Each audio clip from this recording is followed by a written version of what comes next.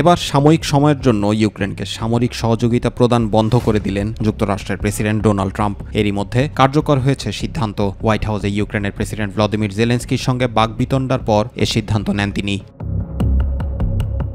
স্থানীয় সময় সোমবার একাধিক সংবাদ মাধ্যমের প্রতিবেদনে এই সিদ্ধান্তের কথা জানানো হয়। ফক্স নিউজের প্রতিবেদনে বলা হয়, যতক্ষণ না ট্রাম্প মনে করবেন ইউক্রেনের নেতারা শান্তির প্রতি অঙ্গীকারের সদিচ্ছা দেখাচ্ছেন, ততক্ষণ পর্যন্ত সহযোগিতা বন্ধ থাকবে। মূলত যুক্তরাষ্ট্রের যেসব সামরিক সরঞ্জাম এখন ইউক্রেনে নেই, সেগুলো এই সাময়িক সহযোগিতা বন্ধের আওতায় পড়বে এবং এ সিদ্ধান্ত কার্যকর করতে প্রতিরক্ষামন্ত্রী পিট হেগসেথকে নির্দেশ দিয়েছেন প্রেসিডেন্ট ট্রাম্প।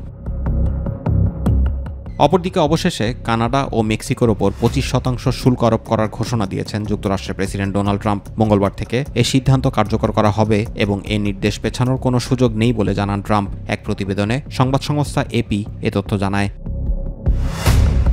প্রতিবেদনে বলা হয়, সোমবার স্থানীয় সময় বিকেলে হোয়াইট হাউসের ওভাল অফিসে ট্রাম্প বলেন, আপনারা জানেন শুল্ক আরোপের বিষয়ে সব ঠিকঠাক আছে, এগুলো মঙ্গলবার থেকেই কার্যকর হবে। এর আগে গত মাসে এক নির্বাহী আদেশ জারি করে কানাডা ও মেক্সিকো থেকে আমদানি করা সব পণ্যের ওপর 25% অতিরিক্ত শুল্ক আরোপের নির্দেশ দেন ট্রাম্প। মূলত কানাডা ও মেক্সিকো যুক্তরাষ্ট্রের সবচেয়ে বড় বাণিজ্য অংশীদার, আর তাই ডোনাল্ড ট্রাম্প তার শুল্ক পরিকল্পনাতে অনড় থাকলে উভয় দেশই পাল্টা পদক্ষেপ নেওয়ার ঘোষণাও দিয়েছিল। অবশেষে শুল্ক কার্যকরের ঘোষণা দেওয়ায় যুক্তরাষ্ট্রের প্রতিবেশী এই দুটি দেশ কী পদক্ষেপ নেয় সেটাই এখন দেখার বিষয়। জুবাইর রহমান, মাই টিভি নিউজ।